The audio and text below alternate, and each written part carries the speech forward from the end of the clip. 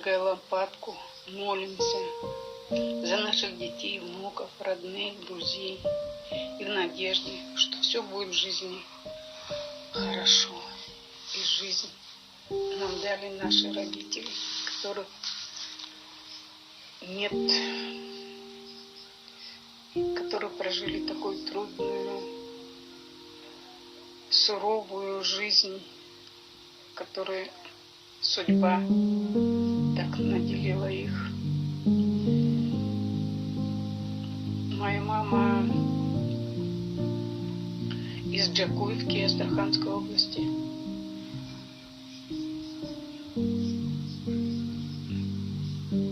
Высылались они из Джакуевки.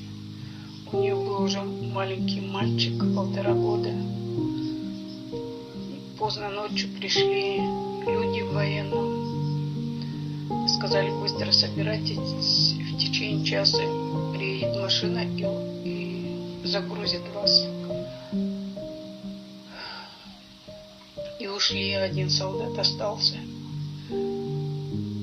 И солдат этот подошел к маме и тихо сказал: собирайте все теплое, все надежное, шубы, старые шубы, иголки с нитками,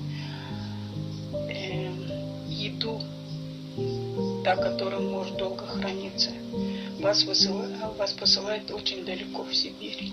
И мама, недолго думая, пошла, работая в магазине продуктовом, ларечек или какой-то такой. Она взяла там спички, чай, соль, сало, рыбу, консервы, сахар, все необходимое. Все они запаковали в коробки из-под спичек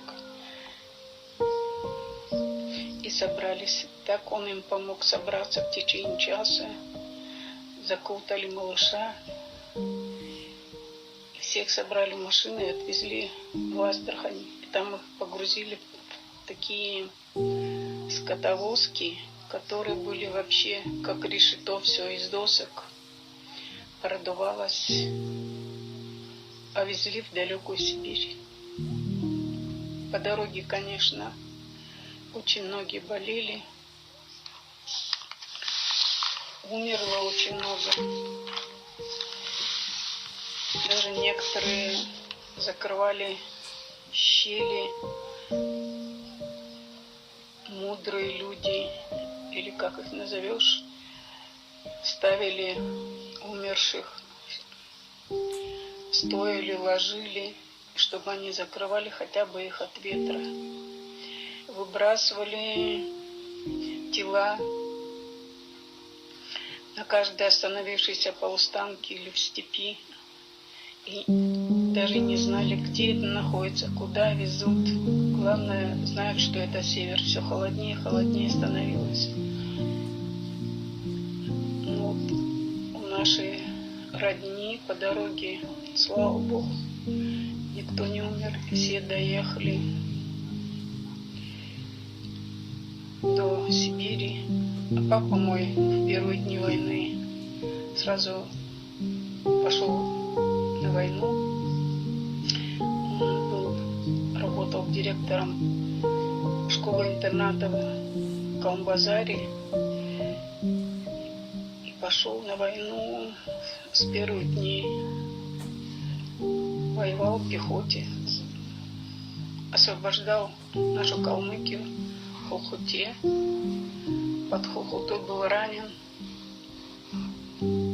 Лежал в госпитале в Саратове, в Красноярске.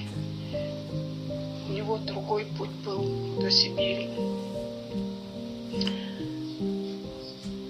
Поселили нас, может быть, раньше где-то еще жили, но в Шушинском, Красноярского края, село Шушинское. Я там родилась. Жили, как мама говорила, вырыли землянку глубокую, обложили все ветками, сосны, ели, пихты. Крыша была как скат. Поставили буржуйку, и вот там жила наша семья. Я не помню, сколько человек, но, наверное, 4-5 было. давали, видимо, пайки. И вот как-то среди ночи слышит, что-то громыхает по трубе. Дедушка встал, а там уже остывшийся что варили, уже углей не было. Лежат спустили продукты на веревке, там как ли так, вот картошку кидали в сосудах, капусту соленую, грибы, молоко, яйца, сало. Местные помогали выжить, потому что никому нельзя было с нашими говорить, разговаривать, делиться. Не знаю, где работал дедушка, но он помогал очень. Приносил дрова, воду, менял. Вот так нам в Шушенском помогли местные люди. И когда я родилась, меня принимала повитуха, как бы женщина, наверное, с медицинским образованием, даже не знаю, еврейка. Ее звали Анна.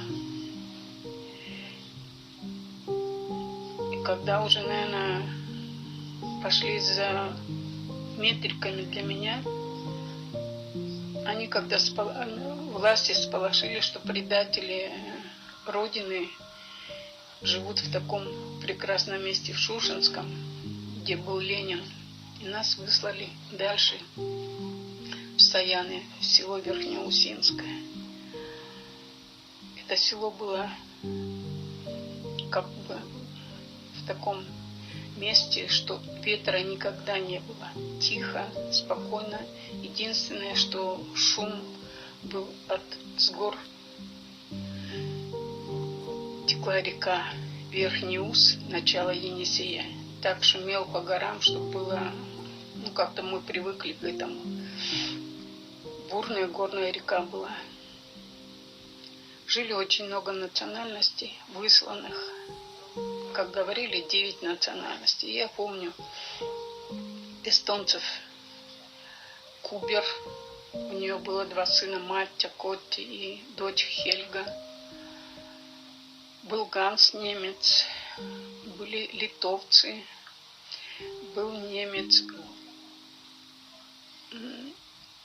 Немцы, да, потом была семья евреев, Сара и Изи, звали их. Дети были с ними, мы очень дружили, ходили на санках кататься, летом ходили в поле, на речку ловили рыбу. Безмятежное было детство у нас хорошее. Родители, конечно. Мама работала на комбинате. Папа работал бухгалтером на лесопильном заводе. А мама в производственном цехе работала закройщицей и швеей. Вот этим самым, наверное, таким трудом и отношением к людям, в их теплом отношении ко всему. Было очень много друзей, которые помогали друг другу. Мама им шила ночами, а они приходили к нам, варили варенье, лепили пельмени по 1000 штук. 3-4 женщины приходили за разговорами. Приходила эстонка и немка, пекли такие вкусные пироги, такие всякие шанишки. В общем, очень здорово. И мама очень многому научилась, всяким этикетам, правилам, наверное, у каждой национальности. И столько много песен знали они, тихо пели свои родные песни. И вот наши родители нашли родственников по маминой линии папа нашел своего сына, брата двоюродного в Боготоле. Дядь Бадмай, тетя Маша и сестра Вера. И вот решили летом поехать жить в Хакасию, все-таки где больше было скопление калмыков. А где мы жили в Верхнеусинская, жили все по одной семье. Не разговаривали между семьями, только на русском языке. И к нам как-то приехала семья жить калмыков в Бурлуткиной. Дядя Ким и тетя Дуся. Она работала в аптеке. Только что открыли аптеку. И она нас всегда, прежде чем зайти к ней в дом, всегда заставляла ложку рыбьего жира и давала таблетки аскорбинки, витамин С. Это был такой бальзам на душу, что такие витамины давали. И вот в связи с этим я думаю, что тоже дала толику здоровья нам, детям, чтобы мы все-таки жили, были здоровыми и крепкими. И вот летом уезжали мы, была машина такая, загрузили наши вещи, помогли корову загнать в эту машину через мост. Поставили такие доски, под досками зашла на машину эта корова. Я это все помню, потому что я уже в 1 класс ходила. И пришло много очень наших родителей, друзей, принесли все, что могли дать на дорогу в подарок. Некоторые дали нам хрустальные фаянсовые сахарницы, графинчики, кто-то кружки принес. Еды было очень много на всю дорогу, конечно, семья была большая, чтобы кушали по дороге. Очень много было выпечки. Все это положили в коробку, и мы ехали, только пили чай. Поэтому дорога была горная, Саяны, серпантин такой красивый был. Ехали мы через Минусинск. В Минусинске мы остановились, я помню, первых людей, которые были калмыки. В Черногорске мы были у дяди Джала. Красивый такой мужчина мне запомнился, он такие локоны были у него. В Минусинске была тетя Сара, которая потом Саряева, потом работала она со мной в аптеке в Листе, в Красном доме. И добрались мы в Усть-Бич, где жили двоюродный брат мамин. Дали дом. В доме были огромный огород, за огородом речка. И были горы. Запомнила один такой момент, когда в январе были морозы. Собрались к нам люди, очень много. Шли, все переговаривались, заходили в дом, не раздеваясь, становились в доме, и включили радио. Там была музыка или что-то по радио. И в связи с тем, что много людей было, нас, детей, посадили на шкафы, чтобы нас не задавили, видимо. И вдруг по радио прозвенел такой позывные. И вся эта вот, как я сказать, толпа замерла. Смотрели на это радио. Стало тихо-тихо. Радио зазвучала музыка. Улан Барбай напела «Невидлю». Все плакали, все шмыгали носом, не веря, что из репродуктора может идти родная такая песня. После песни зачитали приказ, то, что реабилитируется. Народы перечислили, условия какие, все так тихо. Потом все громче и громче начали поздравлять друг друга, целовались, обнимались уже. И уже как-то спрашивали, что и как будем делать. Все начали, будем готовиться, выезжать. И в это время, в конце января, у нас рождается сестренка Таня Цаган, ее назвали в этот день Цаганку. Стали собираться, у нас была живность. В общем, все подготовили для дальней дороги, посолили мясо, сало, там что могли, лук, чеснок, давали там банки с вареньями, с грибами. Все это собрали, сахар, я помню, был в мешке кусковой такой.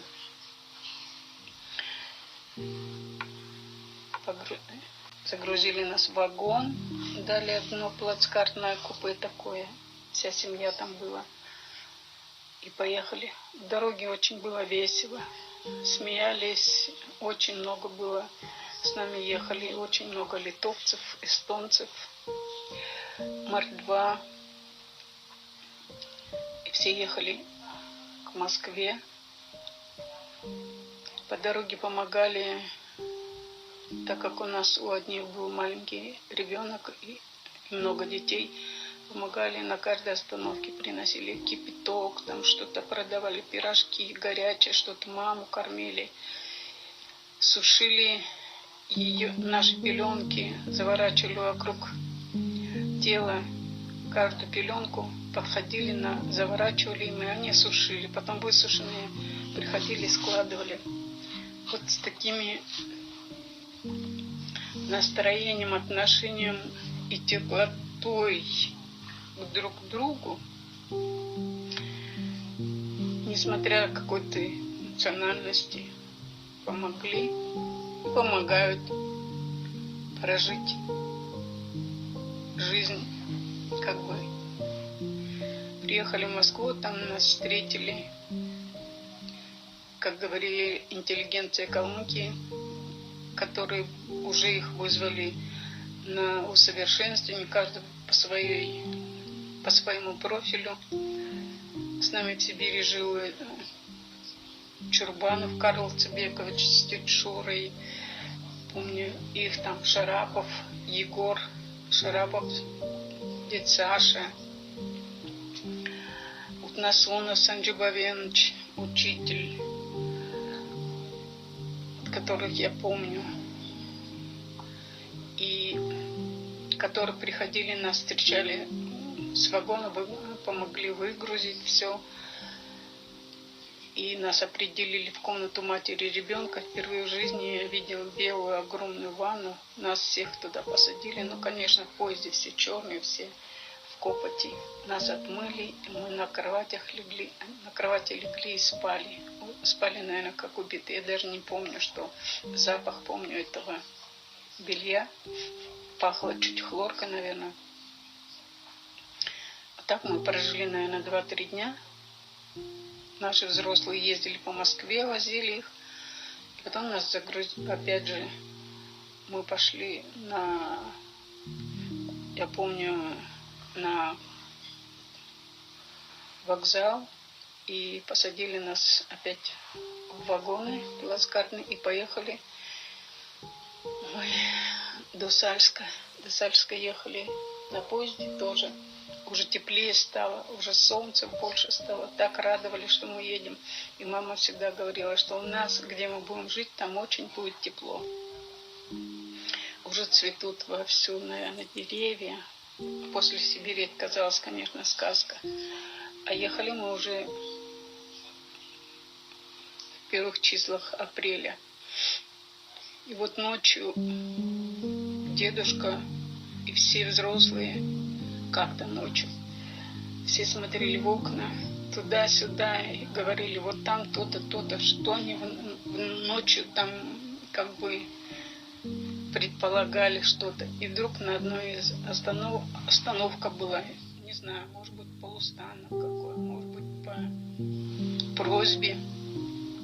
Остановились на одном из остановок, все вышли, и все люди стали кланяться, землю целовать.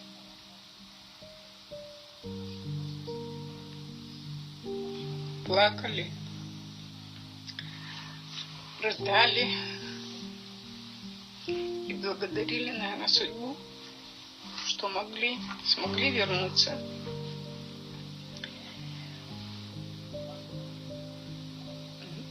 Домой. Доехали мы так, погрузились все и поехали дальше, до Сальска. Так мы приехали в Башанту, Калмыкию. Конечно, нас встречали очень хорошо. Взяли нас люди по домам, всех распределили. Вот в таком горькое и светлое, теплое, холодное, все было вместе. Такая судьба наших была родителей.